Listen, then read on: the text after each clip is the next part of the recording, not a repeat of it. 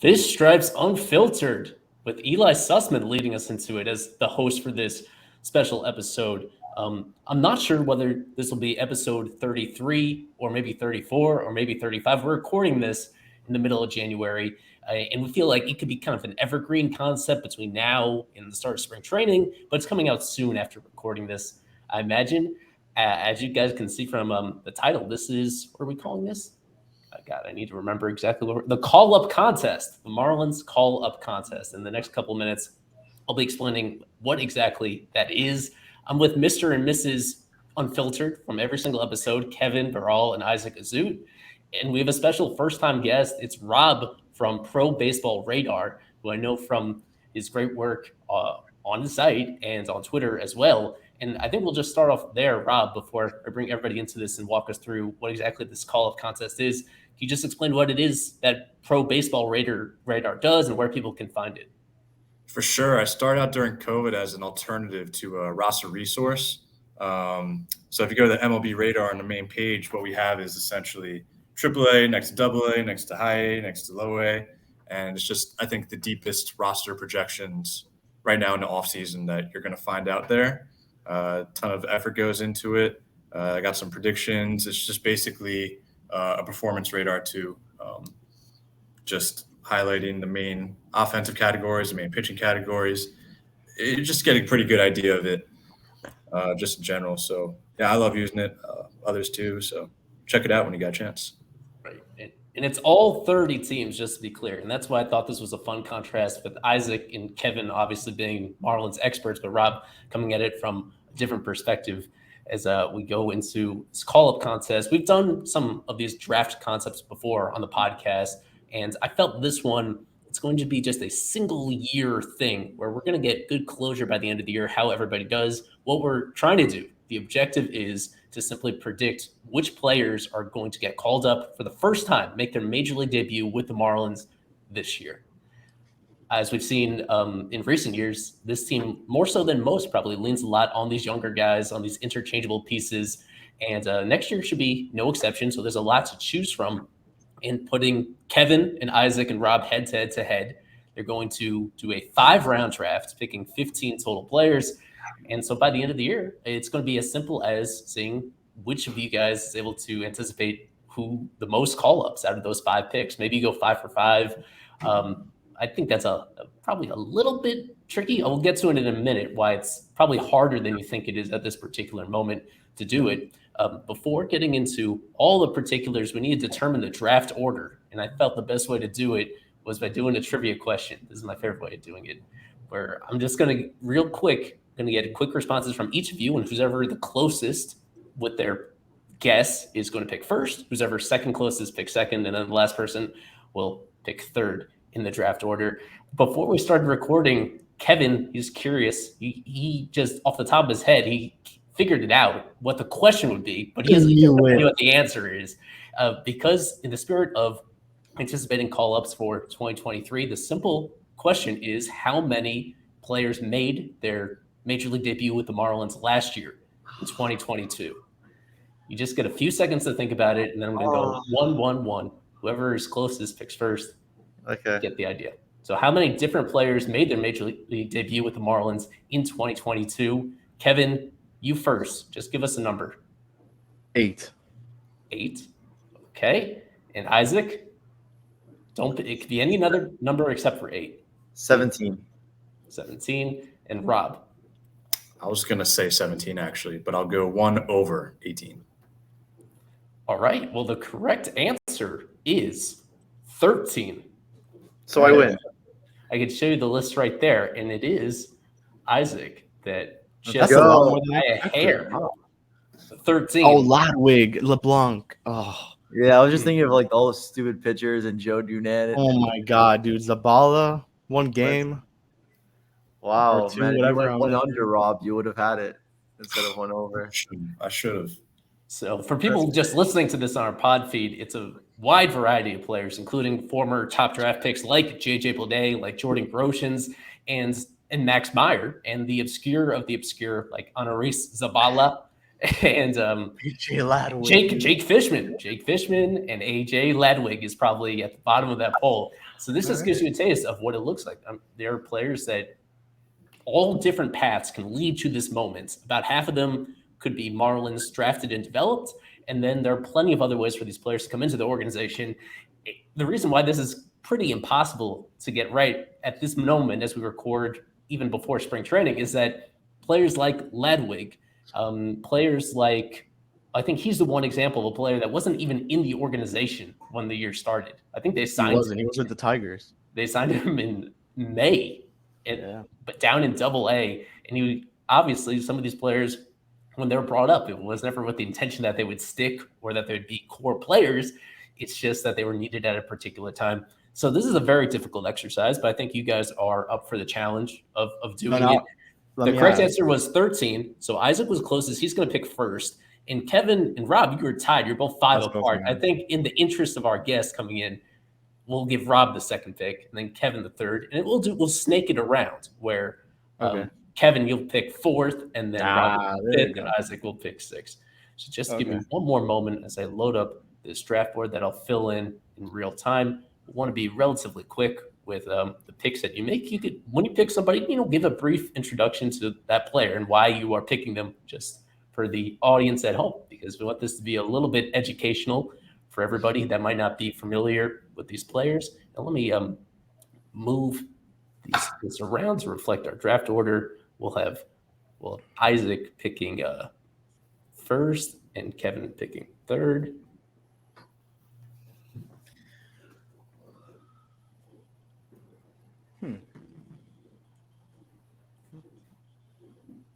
As it says right here, we're just simply drafting these players that we think are going to make their debuts with the Marlins this year. It doesn't matter how long they spent. An AJ Ladwig is worth exactly the same as a JJ Bleday, just like that. We want to get as much success in terms of anticipating which of these players are going to debut. And to be perfectly clear, can't include anybody that has already debuted for any length of time. They have to have 0 regular season major league experience. With that, we'll put Isaac on the clock. Okay, well, this isn't exactly, I guess, a call up. The number 1 pick for me will be Nick Enright. Yeah, that was the Rule 5 selection from Cleveland. He is going to be in the opening day bullpen unless something catastrophic goes wrong. He will be, making his major league debut almost instantly. So yeah, he will be on the major league roster and he will make his major league debut no matter what. So he is my first overall pick. That was my pick. Yeah. Rob, you think that was the best number 1 overall pick to make based on the couple players? Are we going chronologically? Are we going caliber of player? We're going by likelihood that they're going to debut this year. Yeah. A whole year. Oh man, thanks for dangling Eury Pérez for me then. Because that is my first overall pick. Okay. Consensus top prospect in the Marlins organization. Yeah, I mean, I think, you look at the Marlins rotation right now, they're pretty deep, so he's not going to get a ton of starts, but I think he will get a taste towards the end of the year, depending on how he does AAA, of course, which I think will be outstanding this year. All right.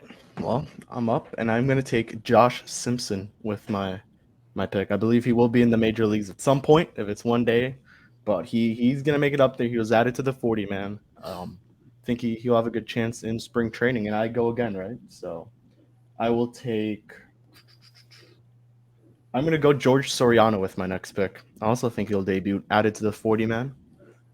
So those two guys, I believe, are a lock to make the major leagues at some point. Yeah, well, give us a little bit more about George Soriano. I know he's one of your favorite prospects. Just for anybody that's not familiar, why it is that you're picking him, not only that you're picking him, but picking him this highly. Well, I mean, first added to 40-man as well as Simpson, so that kind of makes you assume that at some point he'll be up there. This guy has closer potential. We saw it with, I believe it was Jacksonville. We saw him get a couple saves in there. He just throws gas, man. This guy's really freaking good. It was a former starter. Now he's a reliever, as we all know. And I believe he's getting up there in age as well. So I think it would be time to start really considering about bringing him up there, especially if if you make moves within the bullpen, which I don't really know what those moves could be. But if this bullpen starts to underperform, Soriano should be maybe the number 1 or number 2 option you bring up from Jacksonville. With the number 5 overall pick, we go back to Rob. All right. Continuing with the bullpen, I'm going to go with Ely Villalobos, the third guy who was added to the 40-man this offseason, along with Simpson Soriano. He was actually a JUCO catcher, converted to a pitcher at Long Beach State. He was a fastball breaking ball guy coming up, and this year, he's added a splitter. So we're going to see how this 3-pitch mix folds into the Marlins' plans in the back of the pen. I do want to point out for people at home, one of the things that probably the main thing that would make a likely person on the cusp of their debut somehow not get up during the upcoming year is an injury. And I find it kind of interesting that all of the first 5 picks are all pitchers that in general have a slightly higher likelihood of getting hurt at some point during spring or early in the minor league season. Just throwing that out there. I find that curious that we're all pitching so far. I think I know who Isaac's going with here. Yeah, I think it's time to sway away from pitching. Oh, okay. Yeah, I think he would have to pitch perfectly to be called up. I'm fairly confident that Jacob Amaya will make his major league debut at some point. I was between him and another middle infielder that's also on the 40-man, but I think he's a year older. He's proven it more at the higher levels. They just signed him. Kim Ang this morning said that she expects him to be part of the big league team at some point during the 2023 season. You're probably one injury to either Joey Wendell or John Birdie away from seeing him. So I'm fairly confident Marlins fans will see him at Lone Depot Park this upcoming season. We are recording this just a few hours after Kim Ang acknowledged the trade to acquire Amaya for Miguel Rojas. And she did say that. She said they're expecting at some point this upcoming season for him to come up in some role, which is that's a pretty big endorsement for this particular contest. Maybe not everybody else is that interested, but for the timing is pretty convenient for you to snag him right here. Yeah, and I go again, right? Mm-hmm.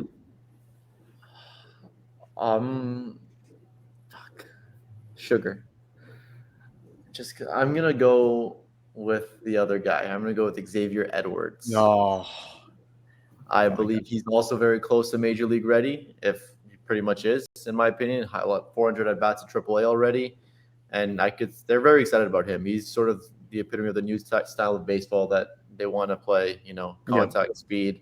So I think we'll see him, if not in the middle of the year, at least September for sure. So I'm fairly confident in my first 3 picks that they'll all see Major League time. And then new style also goes with Amaya, so just a little more power from Amaya's end. So, Back to you, Rob. Man, I think there's a steep drop off after that. So next, I'm going to go with Jake Mangum. I'm a Mets fan, so I was pretty upset that we traded Mangum because he was a perfect fit as a 4th outfielder for us. Now with the Marlins are full of 4th outfielders. That's almost all they have on their Major League and AAA rosters. But I think Mangum's a higher floor player. He's the all-time SEC hits leader. So, some of the guys on Marlins, Burdick, Blade, they're a little bit more volatile with their K-to-walk ratios. So I think Mangum will be a nice anchor for them as a 4th outfielder, 5th outfielder guy. All right. With my next pick, I'm going to take Troy Johnston. This team currently doesn't have another first baseman outside of Garrett Cooper. They just traded the player that Kim Ang mentioned. She would like to see getting some reps at first base if it isn't Cooper, and that is Miguel Rojas. And then you're left with who was it? Nick Fortes, who she also mentioned in that press conference, I believe, yesterday. And he was only played, I believe, 1 career game at first base, and that was very early on in the season. So I think Troy is just 1 injury away, as Isaac mentioned, for Amaya and Edwards to come up and make his Major League debut. This guy, former Fish Stripes Unfiltered guest. Hope to have him on at some point again. He was maybe the hottest hitter in AA at one point throughout the year.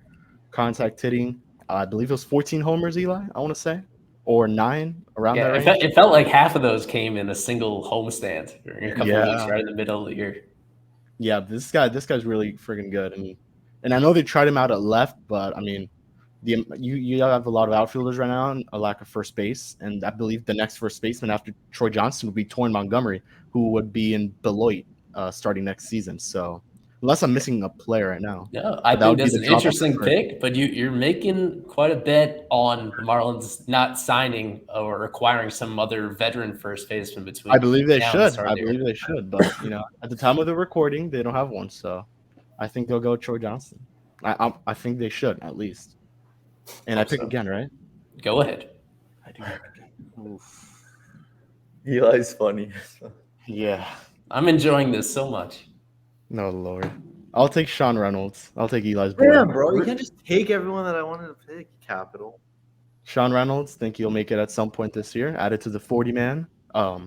Great season for Beloit and Jupiter. And Pensacola got the final out of that championship series. Former hitter. Didn't work out Former there. hitter, And if you want to he was call a him that. former first baseman, actually, funny enough. So I think Reynolds will be pretty good. And Eli, if you want to talk a little more about your boy. Well, the first thing I want to say is that somebody that is as high on Sean Reynolds as anybody, I probably would not have picked him anywhere in this contest.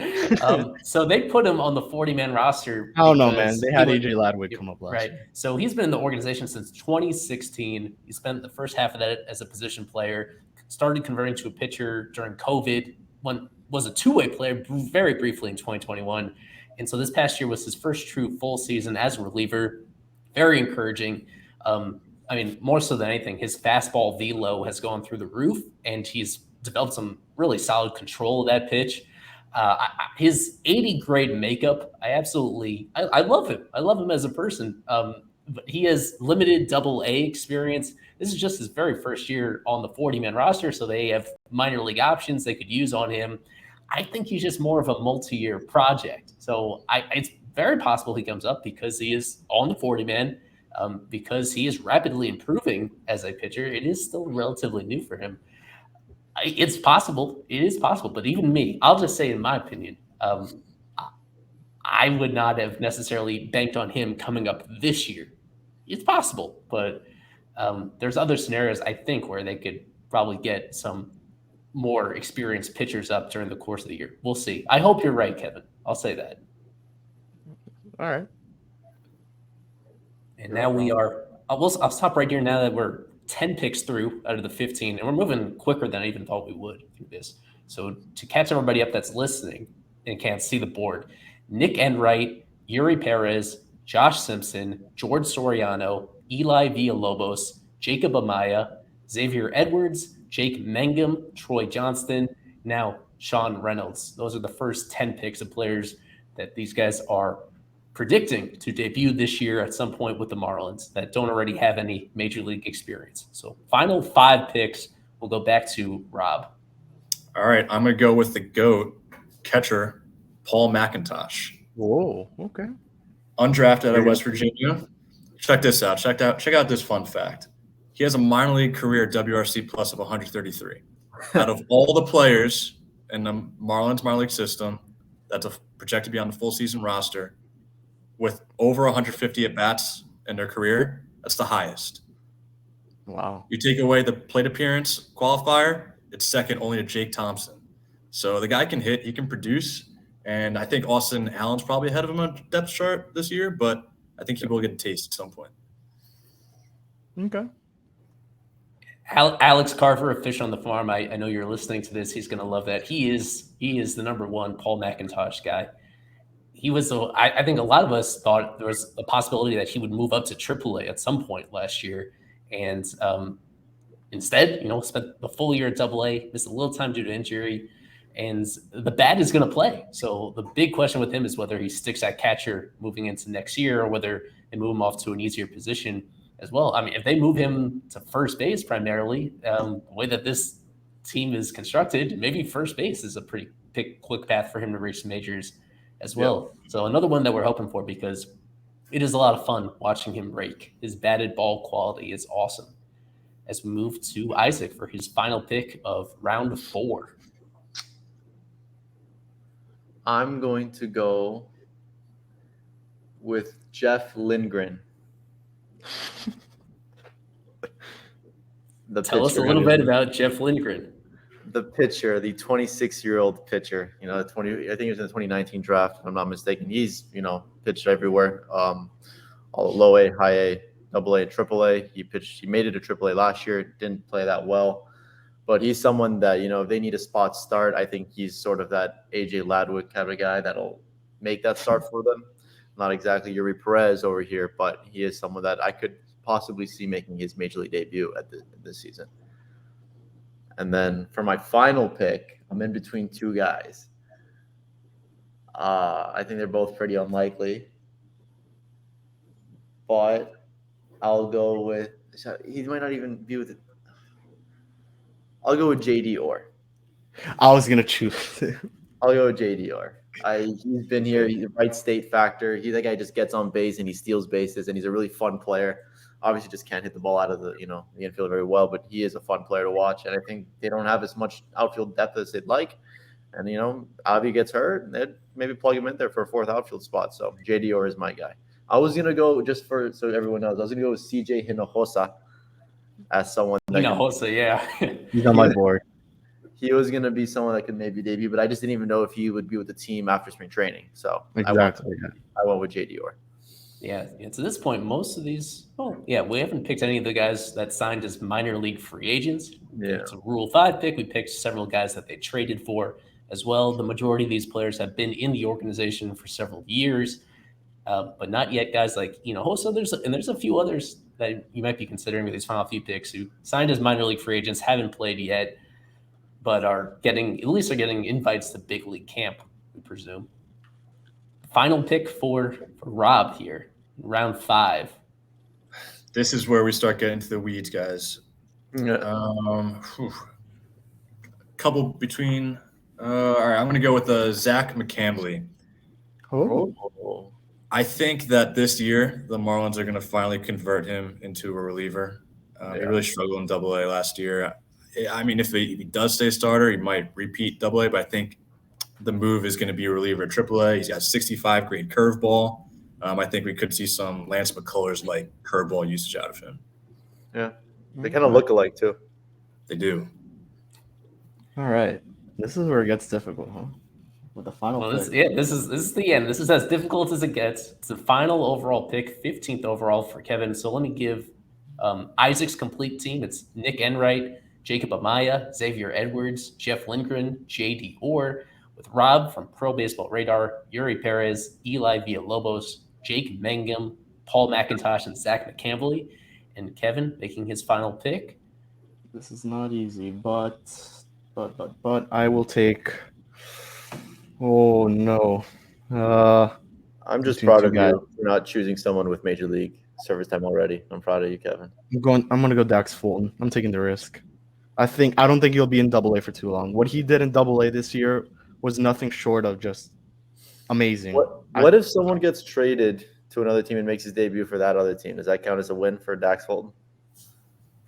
What if he does get traded? No, that's part of the calculus, is that they're going to actually be in the Marlins organization debut with the team. So he'll lose that. And Fulton is maybe at the risk of that. I won't believe that they're going to trade away one of their top prospects until they actually do it. It just doesn't. Yeah. They haven't really pulled the trigger on any of those deals yet. So I'd like to believe that Fulton, when he does reach the big leagues, will be with the Marlins. Maybe they surprise us between now and the end of the offseason or during the season as well. So to read Kevin's team, Josh Simpson, George Soriano, Troy Johnston, Sean Reynolds, and Dax Fulton. We can spend some time talking about players that weren't drafted, that were eligible. One of you mentioned CJ Hinojosa. Some of the other minor league signings, Emmanuel De Jesus, is a left-handed pitcher. On that front, Joe Rizzo. Joe Rizzo is another minor league signing, but he hasn't played above Double-A previously. And some of the others that I had jotted down here on the reliever side, Anthony Maldonado and Colton Hawk. Yeah, I was between him and Dax. A name that I remember Craig Mish was reporting on last year in spring training that could be a sleeper to make the roster was Will Stewart, and he's still with the organization. And there's some really fun ones that we could go to here, like Victor Mesa. He's still around. I had him on my board. Griffin Coleman's on my list. Jake Eater, yep. Yeah. And some other ones. A sexy one for me would be Nasim Nunez. Really? You think he'll debut? After spending almost the whole second half of the season at AA last year, as somebody that is already major league ready defensively, and for the moment, the Marlins are. They do have a lot of other infielders now above him in this situation, but as a guy that has a very particular set of skills with his defense, with his speed, maybe the need pops up at some point. And as a final reminder, the objective here was drafting guys that were predicting to debut. Last year, it was 13 guys. It's possible that they call it 15. I would say the chances of it being these exact 15 are pretty close to zero. And this is something that we could check back in, as the season goes on, and then of course at the end of the year to see who got closest with this as well. So who do you think won, Eli? Yeah, whose team do you think has a chance of going 5 for 5? Probably Isaac's, in my opinion. I think when in a close situation, I'll probably just default. Actually, that's a good question. I do think this is really competitive. So just like the differences between these rosters, I thought Isaac got the clear number one guy, Nick Enright, because this is an organization that when they pick Rule 5 guys to give them every chance to make the team, he would have to have a truly disastrous spring training to get sent back. So because of that, that I feel like that's the one pretty close to automatic one as well. And you picked up on the Jacob Amaya quote that Kim Eng made, like gently committing to bring him up at some point during the season. So that gives you an edge. Then we go to Rob, and I'm at the very end. I love the Zach McCambley value of all the really anybody from round 4 onward. I thought McCambley was my favorite pick in there. He was somebody that I jotted down for the exact reason that he brought up, even though it's been a pretty rough journey as a starter. His stuff should play pretty easily in the bullpen if they do make the decision to convert him. So I like that particular pick as well. And there's nothing not to like about Eury. He is, when we think about who could get traded, he's the one guy on this list that is not going to get traded this year. He is untouchable. So he's going to be with the Marlins. And even if he's not going to make the team out of spring training, we don't think, but his potential, there's really no holding him back, with the exception of a possible injury. And then with Kevin, what do I have to say about Kevin? He tried to win my heart over with the Sean Reynolds pick. And I did. I disagree with you about that particular one. But it's hard to fault going with 40-man rostered relievers. I mean, basically every reliever on a 40-man roster during this season, barring injury, usually gets a shot. So from that, I think you were the one person that did that. So those are two pretty high likelihood ones in Simpson and Soriano to get those opportunities. I understand the thinking behind Troy as well, and that could look pretty good if they don't actually get another veteran first baseman. And so they all have positives in there. I would lean towards, if I was to predict who's going to get the most on this, I would go with Isaac. But it's going to be close. It's going to be fun. Yeah, I'm excited. How are you going to be updating it every time someone gets called? Like when the opening day roster gets revealed, a point for Isaac, for Nick Enright being on it. Absolutely. And so the premise behind why I came up with this idea is that, in running this site for as long as I have been, no matter where the team is in the standings, people absolutely love call-ups. There's nothing better than somebody debuting for the first time. Usually you'd hope that the main fan base gets excited, and even if not, there's this small section rooting for this particular person because of the school that he went to, or because of something specific about his journey. This to add just this little element to it where we can now be invested in particular guys getting that opportunity. It's a no-brainer. So this just came into my head a couple days prior to when we're recording this, and I'll remember for next time that this one kind of quick. And even though it felt like scraping the bottom of the barrel, I felt like we could have gone a couple more rounds and get just. I would enjoy watching you guys suffer, the decision-making process in round 6 and round 7, really reaching for straws. Guys that would have that opportunity. I think that would be fun. But other than that, nice tidy episode. one of the more concise episodes that we've had. Obviously, we're going to post these rosters up on social media and on fishstripes.com so we can get people's feedback as to who we think made the best picks. And this is kind of a play from home sort of game as well, where I guess people can do it on their own and like come up with how would they rank these players in terms of the likelihood that they're going to get those opportunities. Once again, so thank you to Rob from Pro Baseball Radar for hopping on here. Be sure to find him. You can find him on Twitter at Baseball Radar, and you can enjoy all the tracking that he does for all 30 organizations of these type of decisions. So let's see if his experience and his knowledge in general of how this stuff works will overcome Isaac and Kevin and their special focus on the Marlins as well. But we're going to watch this play out over the course of the whole year. So we'll figure out what episode this is, whether it's episode 33, 34, 35. We'll post it at some point soon, depending on what other unfiltered stuff we have going on. Yeah. Yeah. Outside of that, thank you guys for stopping by. Thank you. Thanks for having me, guys. Oh, of course. You're amazing. We got to end it off right.